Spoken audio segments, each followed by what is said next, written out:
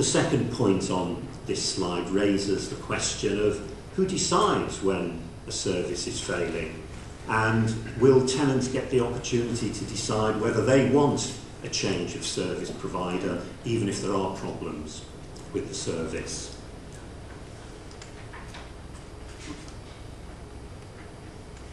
Does it help? Yeah, all right. Okay, I think we've gone one on. Yeah.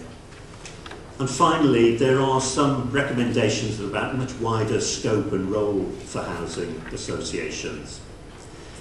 Some of those will bring greater financial risk, but perhaps the extension of the role brings risks to organisational stability and effectiveness because of the additional demands of them. I feel that these points raise questions about the balance between any wider community roles for housing associations and those of local authorities and the community planning structures that are in place. Most of you will have seen this optical illusion. You see an old woman or a young woman, depending on how you see it. Well, tenants, I think, will see the changes proposed in the Essex review in the same way. There's a lot of potential there with opportunities for improved services and access to housing and for greater tenant influence. But there are always threats as well. And change always brings uncertainty, and the way tenants react to all of this change will depend significantly on how those changes are done as much as the content of them. So what this means for tenants in general terms is fairly obvious. They need to be at the heart of these changes, both being informed about them and taking decisions about them.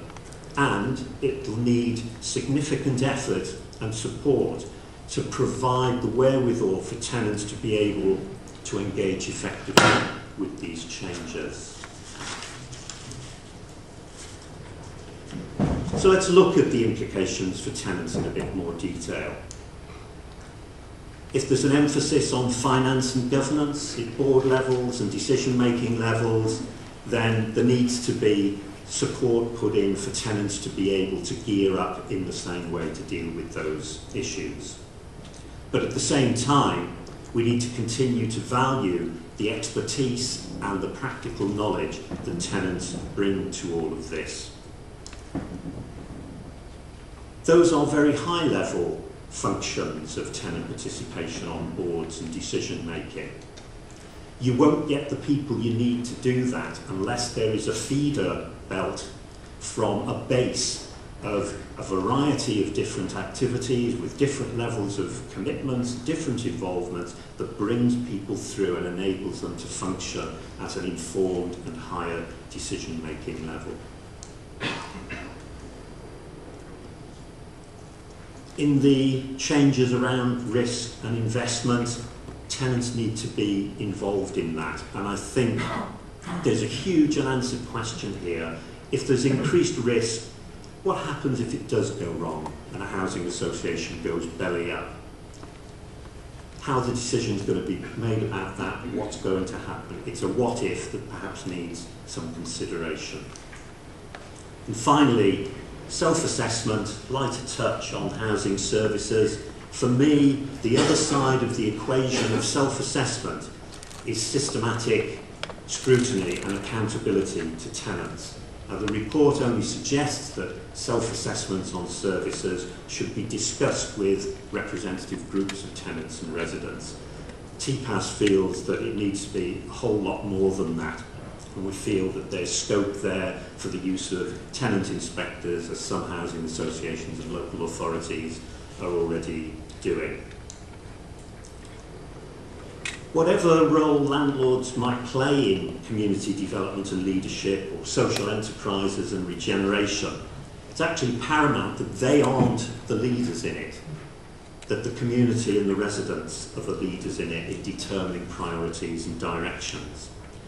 And if there is going to be more of that, more social enterprise, community regeneration activity, there are going to be bigger demands on tenants and residents to keep up and to contribute to what landlords are doing.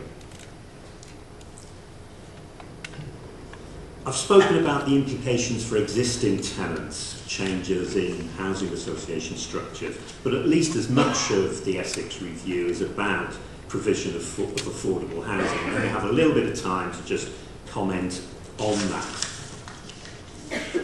The Essex review is quite wide-ranging. It addresses many problems of many aspects of the housing system and its inadequacies. It has 2 recommendations in it that are about developing a solid evidence base, and another one about how's about we have strategic need-based assessment and planning. Well, what an indictment that is of what we do now. And to be honest, I think our housing system is a pretty ramshackle edifice, put together over many decades with many different ideological aspects to it. It's got a foundation that maybe doesn't apply in terms of modern expectations. And I think there's a possibility here that the typical countryman's travel guidance could apply. Well, if you want to get there, I wouldn't start from here. And there are real opportunities for radical change in the housing system. And I wouldn't want to see them get lost in the complexity of looking at how we amend and fine-tune what we do now in order to try and make a more effective system. Clearly complex issues, we will discuss them for a lot longer, but I leave you with 2 pleas on this. Factor in, plan for and support tenant involvement in all the changes and the restructuring that's going to go on. And in all of the amendments and the changes, don't lose sight of the possible radical options. I was taken by Matthew Quinn's comment this morning about the radical and baroque opportunities that are being looked at in England. Well, let's not lose sight of that when we get into what will inevitably be the large workload of taking through the recommendations of the review. Thank you.